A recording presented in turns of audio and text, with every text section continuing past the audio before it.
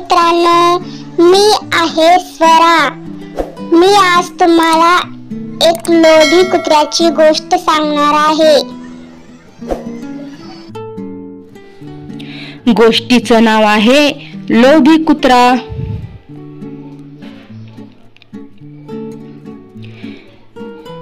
मोती नावाचा एक कुत्रा खूप आनंदात फिरायला निघाला असताना चालत चालत तो खूप इकडे तिकडे उड्या मारत आणि आनंदात फिरत होता। असेच थोडे अंतर चालत गेल्यावर त्याला एक हाड दिसले। इकडे तिकडे बघितले तर जवळ कोणीच नव्हते। तेव्हा मोतीने जोरात उडी मारली आणि कोणी दुसरे बघायच्या आधी ते हाड तोंडात घेतले आणि पळून गेला। धावत धावत तो जंगलात गेला। आता त्याला राहवलं नाही। तो एक सुनसान जागा शोधू लागला की सुरक्षित जाऊन ते हाड कोणालाही न देता आपण एकटेच खायचे असा तो विचार करत होता।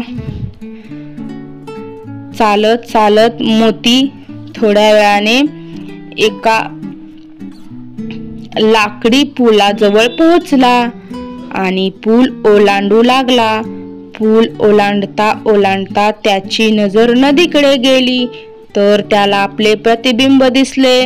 मोतीला वाटले तिथे अजून एक कुत्रा आहे, त्याच्या तोंडात पण एक हाड आहे। हाडाचे प्रतिबिंब बघून तो लोभी झाला।